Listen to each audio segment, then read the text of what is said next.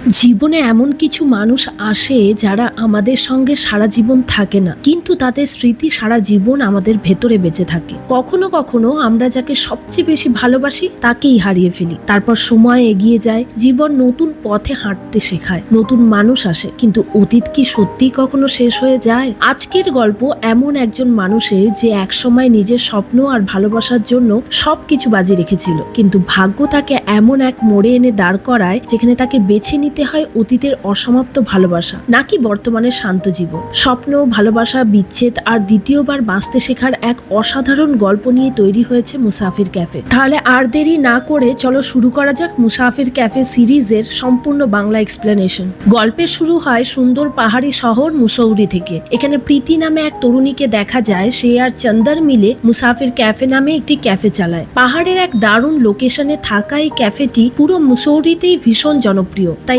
এলাকার প্রায় সবাই প্রীতি আর চন্দরকে খুব ভালো করেই চেনে। প্রীতি ও চন্দর একে অপরকে গভীরভাবে ভালোবাসে এবং তারা রিলেশনশিপে রয়েছে। বাইরে থেকে সবকিছু স্বাভাবিক মনে হলেও চন্দরকে দেখে বোঝা যায় তার ভেতরে কোথাও একটা পুরনো কষ্ট এখনো রয়ে গেছে, যেন অতীতের কোনো স্মৃতি তাকে আজও ছেড়ে যায়নি। এরপর গল্প 8 বছর পেছনে মানে ভোপালে ফিরে যায়। সেখানে দেখা যায় চন্দর তার মায়ের সঙ্গে কথা বলছে। সেদিন তার জীবনের একটি গুরুত্বপূর্ণ মিটিং হওয়ার কথা, কারণ তার মা অনেকদিন ধরেই চাইছেন ছেলের দ্রুত বিয়ে হোক। সেই কারণেই আজ একটি মেয়ের সঙ্গে তার দেখা করার ব্যবস্থা করা হয়েছে। কিছুক্ষণ পর সেখানে আসে সুধা। এই মেয়েটির সঙ্গেই আজ চন্দরের প্রথম দেখা। বসতেই সুধা হেসে বলে মাত্র 5 মিনিট আগেই সে আরেকজন ছেলেকে সরাসরি না বলে এসেছে, কারণ তার মতে সেই ছেলে কোনোভাবেই তার যোগ্য ছিল না, অথচ নিজেকে তার ভবিষ্যৎ সঙ্গী হিসেবে ভেবে বসেছিল। কথা বলতে বলতেই সুধা নিজের পরিচয় দেয়। সে জানায় সে একজন ডিভোর্স লয়ার। বাড়ির লোকেরা শুধু বলে সে আইনজীবী, কিন্তু সে সবসময় শুরু থেকেই পুরো সত্যিটা সবাইকে জানিয়ে দেয়। আর সেই সত্যি শোনার পর বেশিরভাগ ছেলেই নিজে থেকে আর এগোতে চায় না। এদিকে চন্দরেরও একটি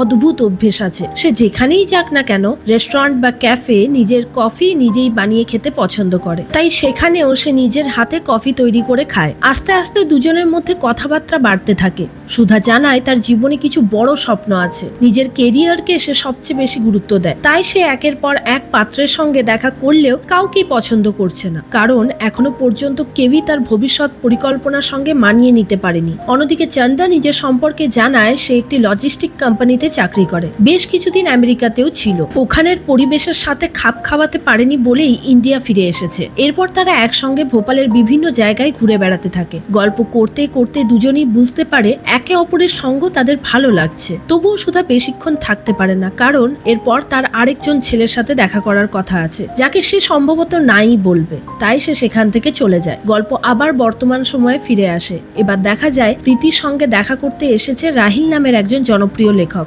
রাহিল জানে প্রীতিও খুব ভালো লেখে বলে, সেই কারণেই প্রীতির প্রতি তার আলাদা টান তৈরি হয়েছে। কিন্তু প্রীতি পরিষ্কার বুঝিয়ে দেয় সে কখনোই চন্দরকে ছেড়ে অন্য কারোর সঙ্গে যাবে না, কারণ চন্দর শুধু তার ব্যবসায়িক সঙ্গী নয়, জীবনের প্রতিটি কঠিন সময়ে পাশে থাকা এক আপন মানুষ। এরপর গল্প আবার অতীতে ফিরে যায়। দেখা যায় চন্দর আবার সেই একই রেস্টুরেন্টে এসেছে, এবার অন্য একটি মেয়ের সঙ্গে দেখা করতে। দুজনের মধ্যে কথাবার্তা চলছিলই, ঠিক তখনই সেখানে হঠাৎ এসে হাজির হয় সুধা। সে এসেই পুরো পরিস্থিতি পাল্টে দেয়। সোজা সেই মেয়েটির সামনে গিয়ে বলে চন্দর নাকি ভীষণ বড় প্রতারক, সে নাকি চন্দরের জন্য প্রেগনেন্টও হয়ে গিয়েছিল। এই কথা শুনে মেয়েটি আর এক মুহূর্তও সেখানে না থেকে চলে যায়। তারপর সুধা চন্দরের দিকে তাকিয়ে বলে সে জানে চন্দরও নিজেও শেষ পর্যন্ত ওই মেয়েটিকে না বলে দিতই, তাই সে আগে থেকে বিষয়টা শেষ করে দিয়েছে। এরপর সুধা জানায় এখন তাকে কৌশিক নামের আরেকজন ছেলের সঙ্গে দেখা করতে যেতে হবে, তবে সন্ধ্যায় আবার চন্দরের সঙ্গে দেখা করবে সে। আর সেই প্রতিশ্রুতি দিয়েই সুধা সেখান থেকে চলে যায়। এখান থেকেই তাদের সম্পর্কের গল্প নতুন এক মোড় নিতে শুরু করে। গল্পের ধারাবাহিকতায় দেখা যায় সন্ধ্যায় চন্দ্র আর সুধা আবার একে অপরের সঙ্গে দেখা করে। এরপর তারা একসঙ্গে পুরো ভোপাল শহর ঘুরে বেড়ায়। অনেক গল্প আর হাসি আড্ডার পর তারা একটি রেস্টুরেন্টে গিয়ে রাতের খাবার খায়। খাওয়ার সময় সুধা প্রথমবার নিজের জীবনের অনেক ব্যক্তিগত কথা চন্দরকে খুলে বলে। সে জানায় তার বাবা জেলা আদালতের একজন সম্মানিত আইনজীবী ছিলেন, কিন্তু সে যখন 10ম শ্রেণীতে পড়তো তখনই তার বাবা মারা যান। সেই ঘটনার পর থেকেই সে নিজের জীবনকে নতুনভাবে গড়ে তোলার সিদ্ধান্ত নেয়। সুধা বলে, ছোট শহর রতলাম থেকে ভোপালে আসা ছিল তার কাছে প্রথম স্বপ্ন, আর এখন তার সবচেয়ে বড় লক্ষ্য হলো মুম্বাইয়ে গিয়ে নিজের একটা আইনি সংস্থা প্রতিষ্ঠা করা। সে বিশ্বাস করে একবার মুম্বাইতে পৌঁছতে পারলেই ধীরে ধীরে তার সব স্বপ্ন পূরণ হয়ে যাবে। সে আরও বলে তার স্বপ্ন অন্য অনেক মেয়ের মতো নয়, সবার আগে সে নিজের মায়ের দায়িত্ব নিতে চায়, তারপর নিজের কেরিয়ারে বড় কিছু করতে চায়। বিয়ের প্রতি তার কোনো আগ্রহই নেই, শুধুমাত্র মায়ের অনুরোধ রাখতেই সে বিভিন্ন ছেলের সঙ্গে দেখা করছে,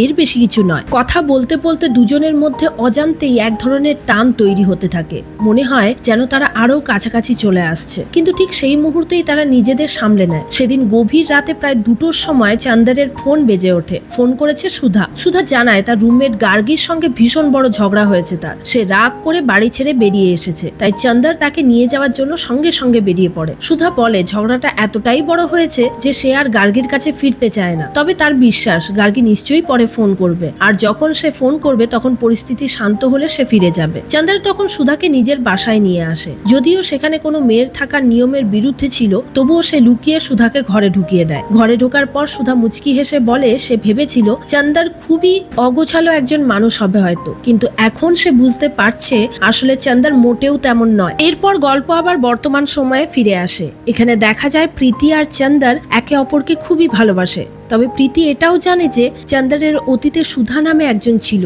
যাকে সে আজও পুরোপুরি ভুলতে পারেনি। চান্দার কখনো সুধার পুরো গল্প প্রীতিকে বলেনি, কিন্তু যতটুকু বলেছে সেটুকুই প্রীতির সবকিছু বোঝার জন্য যথেষ্ট ছিল, তাই সে কখনোই সুধার জায়গা নেওয়ার চেষ্টা করেনি। তবুও প্রীতির কষ্ট হয়, কারণ সে বুঝতে পারে চান্দারের হৃদয়ের এক কোণে এখনো সুধা স্মৃতি রয়ে গেছে। এরপর প্রীতির সঙ্গে আবার দেখা করে রাহিল। রাহিল তাকে বলে সে জানে প্রীতি খুব ভালো লেখে, তাই সে চায় প্রীতি যেন লেখা চালিয়ে যায় এবং নিজের লেখা ব্লগ নিয়মিত প্রকাশ করে। রাহিলের কথাবার্তা থেকেই বোঝা যায় সে প্রীতিকে পছন্দ করতে শুরু করেছে। পাশাপাশি সে জানায় খুব শিগগিরই তাকে ক্যালিফোর্নিয়া চলে যেতে হবে। অন্যদিকে অতীতের গল্পে দেখা যায় সুধা আপাতত চান্দারের বাড়িতেই রয়েছে। সকালে চান্দার নিজের হাতে দারুণ এক কাপ চা বানিয়ে সুধাকে দেয়। চা খেয়ে সুধা সত্যিই মুগ্ধ হয়ে যায়। এরপর সে জানায় গার্গী ইতিমধ্যেই তাকে প্রায় 6 বার ফোন করেছে, কিন্তু আপাতত সে সেখানে ফিরতে চায় না। সে চান্দারকে জিজ্ঞেস করে আজ রাতটা যদি সে এখানেই থাকতে পারে। চান্দার বিনা দ্বিধায় সম্মতি দিয়ে দেয়। ঠিক তখনই বাড়ির কাজের মাসি সেখানে এসে পড়ে। হঠাৎ এই পরিস্থিতিতে চান্দার কি বলবে বুঝে উঠতে পারে না। প্রথমে সে বলে সুধা নাকি তার এক বন্ধুর বোন, কিন্তু কথাটা বলেই সে বুঝতে পারে মিথ্যা বলা তার পক্ষে সম্ভব নয়। তাই সে কাজের মাসিকে অনুরোধ করে বিষয়টি যেন কাউকে না জানায়। কাজের মাসিও তাকে আশ্বাস দিয়ে বলে চিন্তার কোনো কারণ নেই, সে কারো কাছে কিছুই বলবে না। এদিকে একসঙ্গে সময় কাটাতে কাটাতে চান্দার আর সুধা সত্যিই খুব সুখী হয়ে ওঠে। সুধা অনেক গল্প করতে ভালোবাসে, আর চান্দারও তার প্রতিটি কথা মন দিয়ে শোনে। তাদের আচরণ দেখে সহজেই বোঝা যায় দুজনের মনেই একে অপরের জন্য আলাদা অনুভূতি জন্ম নিতে শুরু করেছে। বেশ কয়েকবার তাদের মধ্যে ঘনিষ্ঠ মুহূর্ত তৈরি হলেও তারা সবসময় নিজেদের নিয়ন্ত্রণে রাখে। এরপর দেখা যায় সুধা আদালতে নিজের কাজে ব্যস্ত। কিছুক্ষণ পর তার সিনিয়র তার কাছে এসে জানায় সে অসাধারণ কাজ করেছে, তাই মুম্বাইয়ের একটি বড় এবং নামকরা ল ফার্মে তার জন্য চাকরির সুযোগ এসেছে। এটি শুধু নতুন চাকরি নয়, বরং তার কেরিয়ারের একটি বড় পদোন্নতি। সেখানে যোগ দিতে পারলে তার জীবন পুরোপুরি বদলে যেতে পারে এবং বহুদিনের স্বপ্ন বাস্তব হওয়ার পথে এগিয়ে যাবে। কিন্তু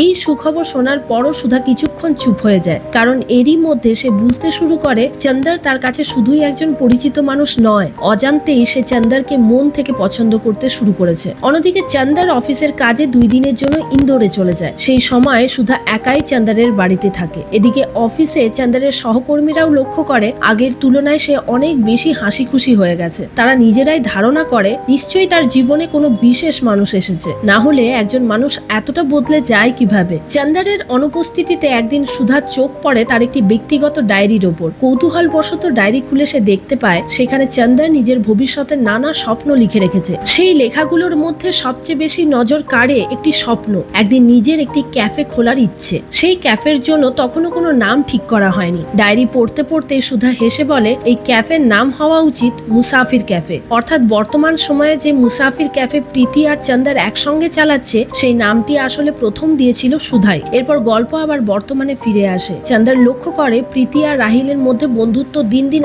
আরো গভীর হচ্ছে, কিন্তু আশ্চর্যের বিষয় তার মনে একটু হিংসা জন্মায় না। তখন প্রীতি মজা করে বলে, যেদিন তোমার চোখে একটু হিংসা দেখবো সেদিন বুঝবো তুমি আমাকে সত্যিই খুব ভালোবাসো। চন্দর হেসে উত্তর দেয়, সেই দিন কোনো দিনই আসবে না, কারণ আমি তোমার ওপর পুরোপুরি বিশ্বাস করি। আবার গল্প অতীতে ফিরে যায়। 2 দিন পর চন্দর ইন্দোর থেকে বাড়ি ফিরতেই সবার আগে সুধাকে জড়িয়ে ধরে। মাত্র 2 দিনের দূরত্ব হলেও তাদের দুজনেরই মনে হচ্ছিল যেন অনেক মাস একে অপরকে দেখেনি। এই কয়েকদিনের আলাদা থাকা যেন তাদের আরো কাছাকাছি এনে দিয়েছে। দুজন অনেকক্ষণ ধরে গল্প করতে থাকে। এক সময় চন্দর সুধাকে নিজের হাতে কফি বানানো শেখায়। কফি বানানোর নানা ধরনের কৌশল সে খুব ভালো জানে। যেহেতু সে সবসময় নিজের হাতে বানানো কফি খায়, তাই সুধাকে একইভাবে শেখাতে শুরু করে। এই সময় চন্দর জানতে পারে সুধার কাছে মুম্বাইয়ের সেই বড় চাকরির অফার এসেছে। তবে সে বিষয়টি নিয়ে তখনই কোনো আলোচনা করে না, সবকিছু নিজের মনেই রেখে দেয়। অন্যদিকে আদালতে গিয়ে সুধা তার বন্ধু গার্গীর সঙ্গে দেখা করে। গার্গীর কাছে এসে নিজের মনের সব কথা খুলে বলে। সে জানায় চন্দর ভীষণ ভালো একজন মানুষ,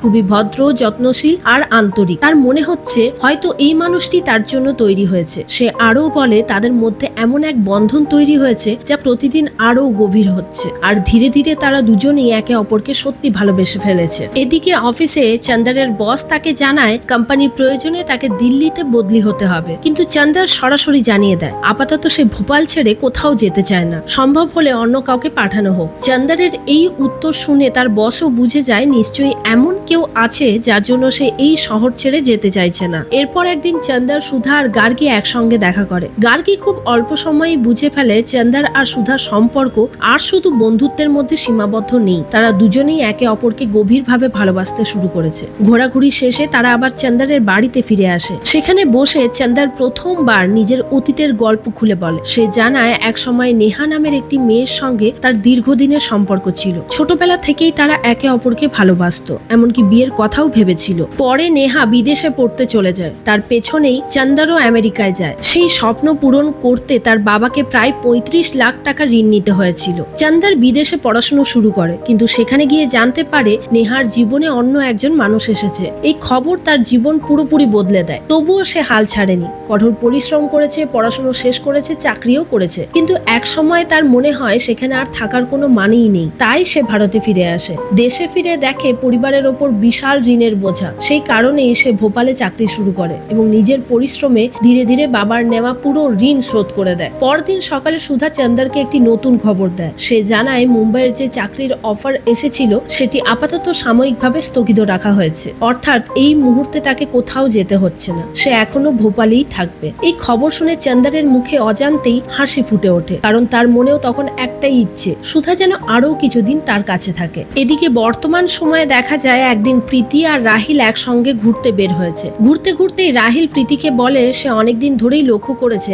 চন্দর যেন সবসময় কোনো পুরনো স্মৃতির ভেতরে হারিয়ে থাকে, মনে হয় সে এখনো কাউকে ভুলতে পারেনি। তখন প্রীতি শান্তভাবে সুধার গল্প বলে। সে জানায় চন্দর একসময় একজন মেয়েকে গভীরভাবে ভালোবাসতো, আর তার বিশ্বাস আজও সেই অনুভূতি পুরোপুরি শেষ হয়ে যায়নি। তবে সে কখনোই সুধার জায়গা নেওয়ার চেষ্টা করবে না, কারণ মানুষের জীবনে কিছু স্মৃতির বদলে দেওয়া যায় না, শুধু সেগুলোকে সম্মান করতে হয়। অন্যদিকে অতীতের গল্পে দেখা যায় চন্দর আর সুধা দিন দিন আরো কাছাকাছি চলে আসছে। তাদের অনুভূতি এতটাই গভীর হয়ে ওঠে যে একসময় আর নিজেদের আবেগ নিয়ন্ত্রণ করতে পারে না। ভালোবাসা সেই মুহূর্তে তারা একে অপরের আরো ঘনিষ্ঠ হয়ে যায় এবং তাদের সম্পর্ক নতুন এক পর্যায়ে পৌঁছে যায়। এরপর আবার গল্প বর্তমান সময়ে ফিরে আসে। একদিন প্রীতি অনেক সাহস করে চন্দরকে একটি প্রশ্ন করে। সে বলে, অনেকদিন ধরে প্রশ্নটা করতে চেয়েছিলাম, কিন্তু কখনো সাহস হয়নি। প্রীতি জানতে চায় যদি কোনোদিন হঠাৎ তোমার সামনে সুধা এসে দাঁড়ায় তাহলে তোমার প্রতিক্রিয়া কি হবে। চন্দর সঙ্গে সঙ্গে উত্তর দেয় ওরকম কিছু কোনোদিন হবে না, কিন্তু সে প্রশ্নটা সরাসরি বা স্পষ্ট উত্তর দেয় না। আর চন্দরের এই এড়িয়ে যাওয়া উত্তর প্রীতির মনকে একটু খারাপ করে দেয়। এদিকে অতীতে দেখা যায় মুম্বাইয়ের সেই চাকরির প্রস্তাবের ব্যাপারে সুধাকে 3 সপ্তাহ সময় দেওয়া হয়েছে, যাতে সে ভেবেচিন্তে সিদ্ধান্ত নিতে পারে। এই সময়টুকু চন্দরের সঙ্গে কাটাতে চায় সুধা, তাই সে নিজেই দুজনের জন্য আন্দামান যাওয়ার টিকিট বুক করে ফেলে। তার ইচ্ছে সিদ্ধান্ত নেওয়ার আগে তারা কিছু সুন্দর সময় একসঙ্গে কাটাক। এরপর আবার বর্তমান সময়ে দেখা যায় চন্দরের সঙ্গে কুশল নামে এক পুরনো পরিচিত মানুষের দেখা হয়। ভোপালে যখন চন্দর আর সুধা একসঙ্গে ছিল তখনই কুশলের সঙ্গে সঙ্গে তার পরিচয় হয়েছিল। কথার এক পর্যায়ে কুশল হঠাৎ সুধার খবর জানতে চায়। এই একটি প্রশ্নই চন্দারকে মুহূর্তের মধ্যে 8 বছর আগে স্মৃতিতে ফিরিয়ে নিয়ে যায়। গল্প আবার অতীতে ফিরে যায়। সকালে ঘুম থেকে উঠে চন্দার মোবাইল হাতে নিয়েই দেখে তার মা আজ হঠাৎ বাড়িতে আসছেন। এই খবর শুনে সুধাও ভীষণ নার্ভাস হয়ে যায়। সে দ্রুত নিজের সব জিনিস গুছিয়ে ফেলে এবং ঠিক করে চন্দারের মা আসার আগেই গার্গীর বাড়িতে ফিরে যাবে। কিন্তু দুজনের কেউই বুঝতে পারছিল না এত অল্প সময়ে পরিস্থিতি কিভাবে সামলাবে। ঠিক তখনই দরজার ঘন্টা বেজে ওঠে। দরজা খুলতেই দেখা যায় চন্দারের মা এসে গেছেন। চন্দার তাড়াহুড়ো করে সুধার পরিচয় দেয় সে নাকি এক বন্ধুর বন্ধু। কিন্তু চন্দারের মা প্রথম দেখাতেই বুঝে যান ছেলে সত্য কথা বলছে না, কারণ সুধার গায়ে যে হুডিটা ছিল সেটি ছিল চন্দারের নিজের। এই ছোট্ট বিষয়টি তার সন্দেহ আরো বাড়িয়ে দেয়। এরপর যখন বাড়ির কাজের মাসি সেখানে আসে তখন তার কথাবার্তা শুনে চন্দারের মায়ের বাকি সন্দেহও দূর হয়ে যায়। তিনি বুঝে যান সুধা নতুন নয়, অনেকদিন ধরেই সেখানে রয়েছে। কিছুক্ষণ পর সুধা সেখান থেকে বেরিয়ে যায়। চন্দারও অফিসের উদ্দেশ্যে রওনা হয়। বের হওয়ার সময় সে সুধাকে বলে এখন তার সবচেয়ে বড় চিন্তা হলো মাকে কিভাবে সবকিছু বোঝাবে, কারণ মা অনেক কিছু নিজের চোখে দেখেছেন, তাই কিছু লুকিয়ে বলাও সম্ভব নয়। চন্দার বেরিয়ে যাওয়ার পর তার মা বাড়ির গৃহকর্মীর সঙ্গে কথা বলেন। তিনি জানতে চান চন্দার আর সুধা কতদিন ধরে একসঙ্গে আছেন, কিন্তু গৃহকর্মী সেই প্রশ্নের উত্তর না দিয়ে চুপ থাকে। তখন তিনি আরেকটি প্রশ্ন করেন, চন্দার কি সত্যি সুখে আছে? গৃহকর্মী হেসে উত্তর দেয়, আগের চেয়ে অনেক বেশি। এখন তো রোজ সকালে ঘুম থেকে উঠেই গান গাইতে গাইতে নিজের কাজ শুরু করে দেয়। এই উত্তর শুনে চন্দারের মা বুঝতে পারেন ছেলের জীবনে সত্যি বড় একটা পরিবর্তন এসেছে। এদিকে সুধা গার্গীর বাড়িতে ফিরে যায়। সেখানে সে চন্দারের কথা বলে, এমনকি চন্দারের মায়ের কথাও জানায়। সে বলে দুজন মানুষই খুব আন্তরিক আর ভীষণ ভালো। সব শুনে গার্গী অবাক হয়ে বলে, যখন সবকিছু এত পরিষ্কার তখন আর দেরি করা কেন বাপু, চন্দারকে বিয়ে করে ফেলো। কিন্তু সুধা মাথা নেড়ে বলে, আমি সেটা পারবো না, আমি আমার কেরিয়ারের সঙ্গে কোনো আপোষ করতে চাই না। ঠিক তখনই আবার তার সিনিয়রের ফোন আসে। তিনি জানান মুম্বাইয়ের চাকরির অফার এখনো তার জন্য খোলা আছে, তবে এবার দ্রুত চূড়ান্ত সিদ্ধান্ত জানাতে হবে। সুধা কিছুটা সময় চাইলেও সে বুঝতে পারে হাতে আর খুব বেশি সময় নেই। জীবনের সবচেয়ে কঠিন সিদ্ধান্ত নেওয়ার মুহূর্ত এখন একেবারে সামনে এসে দাঁড়িয়েছে। গল্পে এবার আরো কঠিন এক মোড়ে এসে দাঁড়ায়। এখানে চন্দার আর সুধা দুজনেই একে অপরকে হারাতে চায় না, অন্যদিকে তাদের স্বপ্নও ছেড়ে যেতে রাজি নয়। এদিকে চন্দারের কাছেও একটি বড় সুযোগ আসে। অফিস থেকে তার প্রমোশন হয় এবং তাকে দিল্লিতে ট্রান্সফার করার সিদ্ধান্ত নেওয়া হয়। কিন্তু চন্দার কোনো সিদ্ধান্তই নিতে পারছিল না, কারণ যেমন সুধা তাকে ছেড়ে কোথাও যেতে চাইছিল না, তেমনি চন্দারও সুধাকে ছেড়ে যেতে একদমই রাজি ছিল না। এরপর চন্দার বাড়ি ফিরতেই তার মা আন্দামানে 2টি টিকিট দেখতে পান। সঙ্গে সঙ্গেই তিনি প্রশ্নের পর প্রশ্ন করতে শুরু করেন, চন্দার আর সুধা কোথায় যাচ্ছে, তাদের সম্পর্কটা আসলে কি? চন্দার শান্তভাবে মাকে বোঝায় তিনি যা ভাবছেন বিষয়টা তেমন নয়। সে বলে,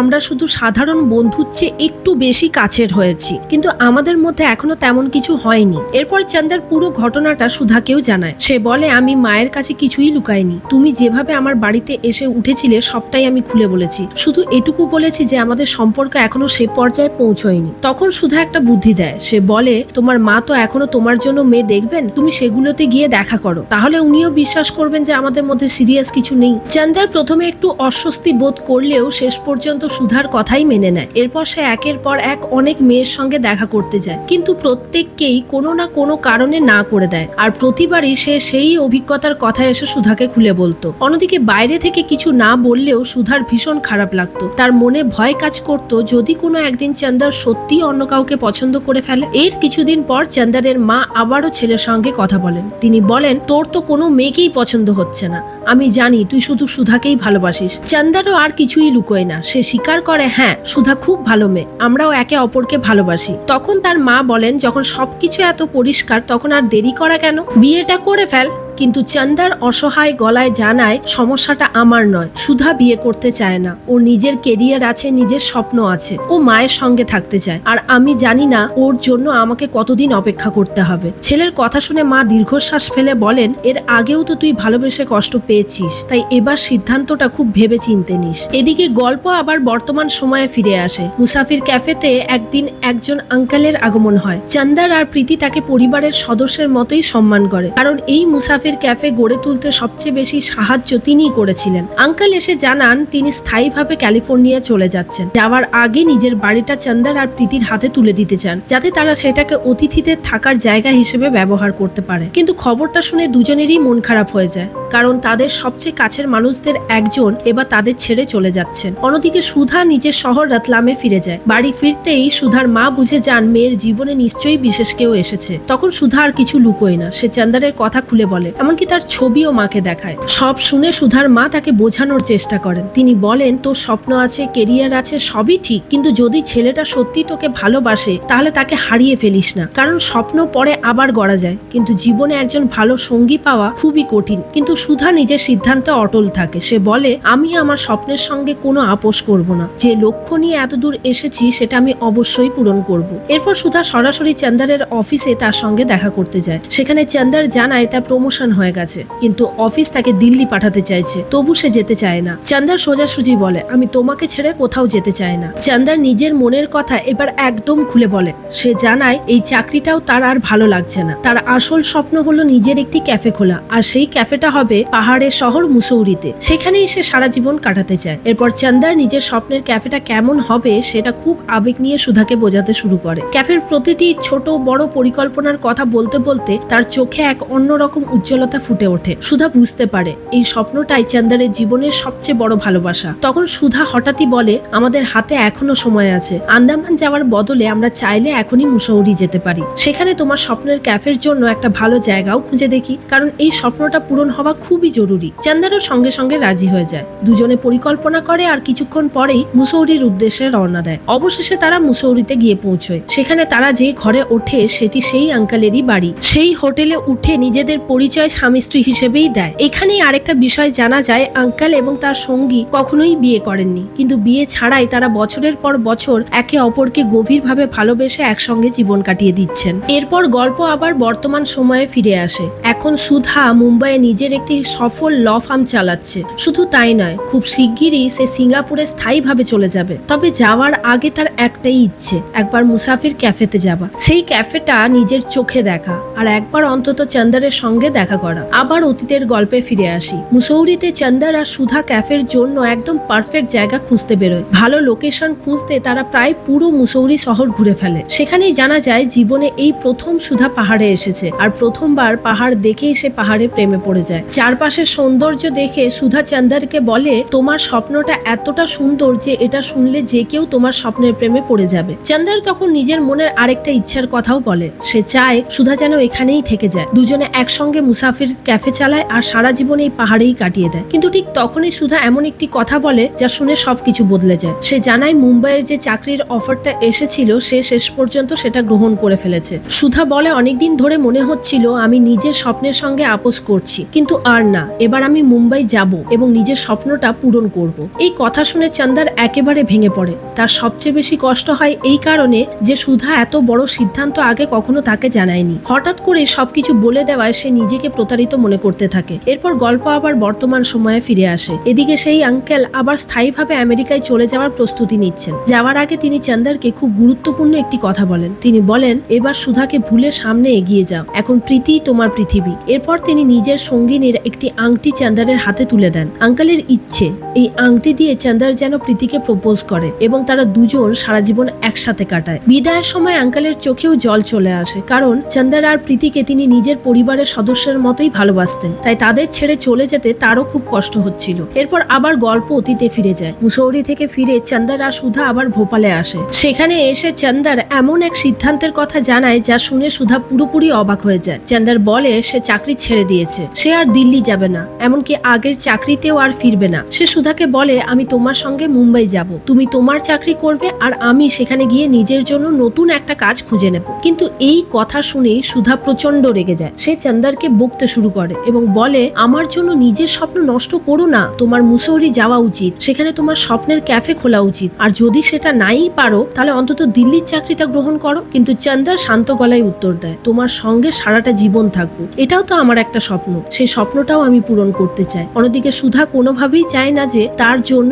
চন্দার নিজের ভবিষ্যৎ বা স্বপ্নের সঙ্গে আপোষ করুক। এর কিছুক্ষণ পর সুধা আরো একটি বড় সত্যি জানায়। সে বলে সে প্রেগনেন্ট। এই খবর শুনে চন্দারের মুখে মুহূর্তেই আনন্দের হাসি ফুটে ওঠে। তার কাছে যেন পৃথিবীর সবচেয়ে বড় সুখের খবর এইটাই। সুধার মুখে নিজের গর্ভবতী হওয়ার কথা শুনে আনন্দে আত্মহারা হয়ে যায় চান্দার। তার প্রথম কথাই ছিল, তাহলে আমাদের এখনই বিয়ে করে নেওয়া উচিত। কিন্তু বিয়ে শব্দটা শুনেই সুধার মেজাজ পুরো বদলে যায়। সে বিরক্ত হয়ে বলে, তুমি তো জানো আমি বিয়ে ব্যাপারটাই পছন্দ করি না। এই বিষয়টাকে কেন্দ্র করেই দুজনের মধ্যে তুমুল ঝগড়া শুরু হয়ে যায়। পরিস্থিতি এমন পর্যায়ে পৌঁছয় যে সুধা আর সেখানে থাকতে চায় না এবং সেখান থেকে চলে যায়। বন্ধুরা, মুসাফির ক্যাফের এই গল্পটা দেখার পর যদি আপনাদেরও মনে হয় পাহাড়ের কোনো শান্ত জায়গায় বসে এক কাপ কফি আর নিজের কিছু স্বপ্নের কথা লিখে রাখতে, তাহলে ডেসক্রিপশনে আমি কিছু ট্রাভেল আর কফি রিলেটেড জিনিসের লিংক দিয়েছি, চাইলে একবার চেক আউট করে দেখতে পারেন। এরপর গল্প আবার বর্তমান সময়ে ফিরে আসে। একদিন হঠাৎ করেই মুসাফির ক্যাফেতে এসে উপস্থিত হয় সুধা। তাকে সামনে দেখে প্রীতি পুরোপুরি অবাক হয়ে যায়। যে মুহূর্তটার ভয় সে এতদিন ধরে মনে মনে করে এসেছে,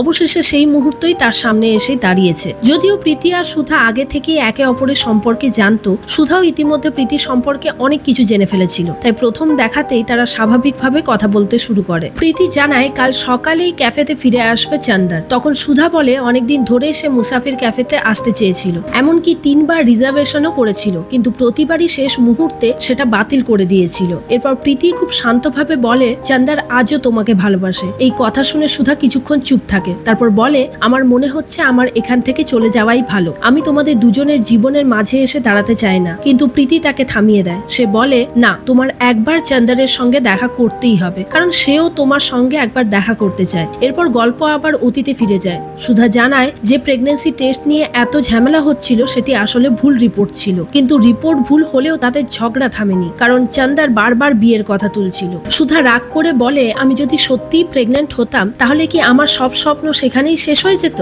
এবার চান্দারও নিজের রাগ আর চেপে রাখতে পারে না। সে বলে, তুমি তোমার মায়ের সঙ্গে থাকতে চাও, নিজের সব স্বপ্ন পূরণ করতে চাও, কিন্তু আমারও তো একটা স্বপ্ন আছে। আমার সবচেয়ে বড় স্বপ্ন হলো তোমার সঙ্গে সারা জীবন থাকা। চান্দার আরো বলে, আমি যদি আমার নিজের সব স্বপ্নের সঙ্গে আপোষ করে তোমার সঙ্গে থাকতে চাই, তাহলে অন্তত আমার অনুভূতিটাও বোঝার চেষ্টা করো। কিন্তু সুধা খুব স্পষ্ট ভাষায় উত্তর দেয়। সে বলে, তোমার আমার পেছনে আসার কোনো দরকার নেই। আমি আমার স্বপ্নের সঙ্গে কোনো আপোষ করব না, আর আমি এটাও চাই না যে আমার জন্য তুমিও তোমার স্বপ্ন ছেড়ে দাও। আমি চাই তুমিও তোমার নিজের স্বপ্ন পূরণ করো। এরপর গল্প আবার বর্তমান সময়ে ফিরে আসে। প্রীতি সুধার থাকার জন্য ক্যাফেতেই একটা রুমের ব্যবস্থা করে দেয়, যেখানে সে সেদিন রাতটা কাটাবে। কিন্তু বাইরে থেকে সবকিছু স্বাভাবিক দেখালেও ভেতরে ভেতরে প্রীতির মন ভেঙে যাচ্ছিল, কারণ সে জানতো আগামীকাল এমন একটা সাক্ষাৎ হতে যাচ্ছে যেটার ভয়ে সে এতদিন ধরে বয়ে বেড়াচ্ছিল। সেই চিন্তাতেই সে খুব মন খারাপ করে বসে থাকে। আবার অতীতের গল্পে ফিরে গেলে দেখা যায় চান্দার আর সুধার সম্পর্কের অবস্থা দিন দিন আরো খারাপ হতে থাকে।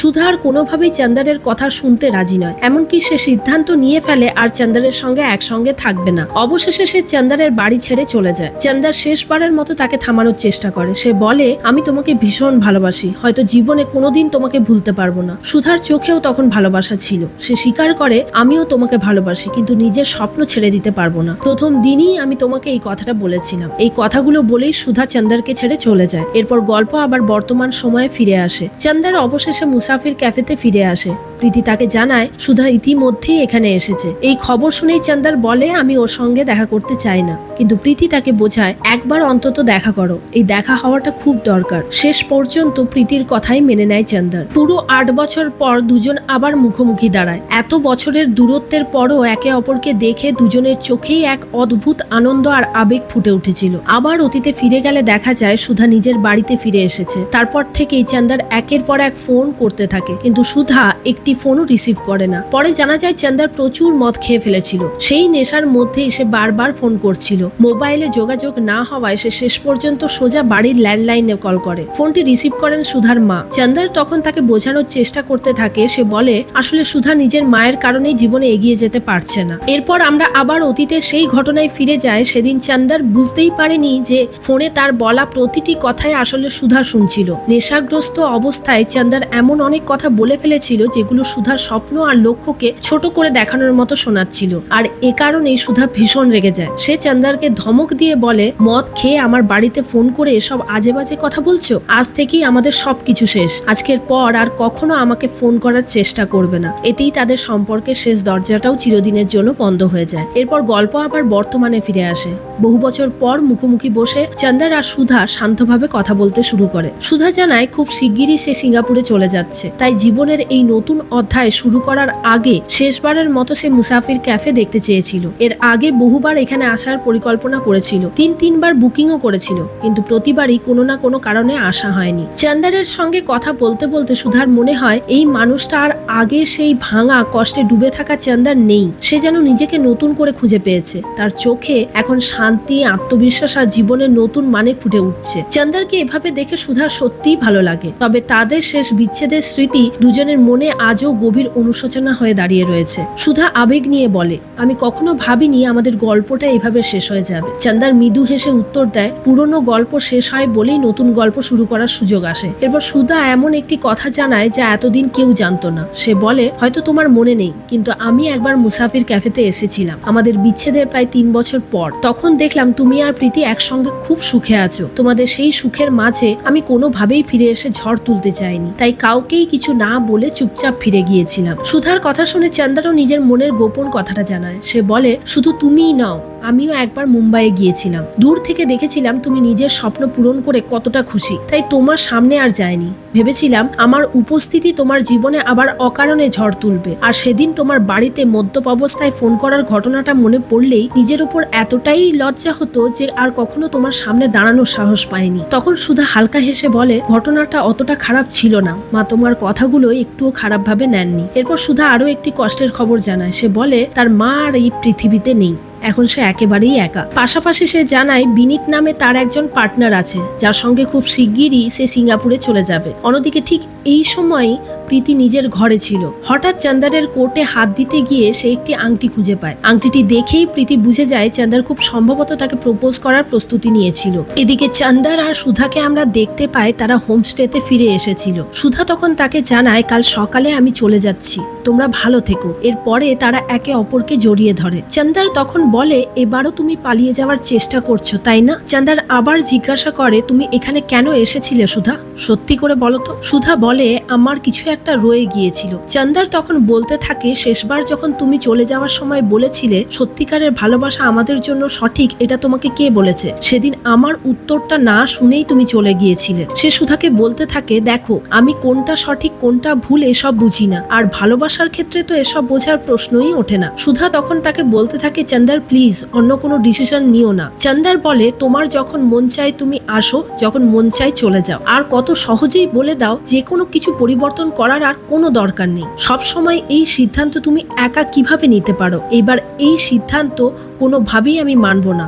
এবার ডিসিশন আমি নেব, আমার জন্য, আমাদের জন্য। এইসব কথা শুনে সুধা কাঁদতে থাকে। চান্দার তখন তার চোখের জল মুছিয়ে দেয়। ওই সময় আমরা প্রীতিকে দেখতে পাই। সেও অনেক ইমোশনাল হয়ে পড়ে। সে সময় তার ওখানে একজন গেস্ট এসে হাজির হয়। সে জানায়, আমার গার্লফ্রেন্ড এখানে বুকিং করেছে, তার নাম সুধা। এই কথা শুনে প্রীতি তাকে চিনতে পারে যে তার মানে সে সুধার বয়ফ্রেন্ড বিনীত। আর এই সিনের সাথে সাথে এই গল্পটাও এখানে শেষ হয়ে যায়। তবে কি শেষ পর্যন্ত চান্দার প্রীতির মন ভেঙে সেই সুধাকেই আপন করে নেবে? আর বিনীতেরই বা কি হবে? কি হবে এই চারজনের ভালোবাসার শেষ পরিণতি? সেই সবই আমরা জানতে পারবো এই গল্পের পরবর্তী সিজনে। এভাবেই ভালোবাসা, স্বপ্ন, ত্যাগ, ভুল বোঝাবুঝি আর জীবনের কঠিন সিদ্ধান্তগুলোর এক আবেগঘন যাত্রা শেষ হয় মুসাফির ক্যাফে ওয়েব সিরিজে। ভিডিওটা যদি তোমার ভালো লেগে থাকে তাহলে একটা কথা বলি, মুসাফির ক্যাফে শুধু একটি ওয়েব সিরিজ নয়, এর পেছনে আছে দিব্যপ্রকাশ দুবের লেখা একটি অসাধারণ উপন্যাস। তবে বই আর সিরিজ এক নয়। বইয়ে চান্দার, সুধা আর প্রীতির গল্প,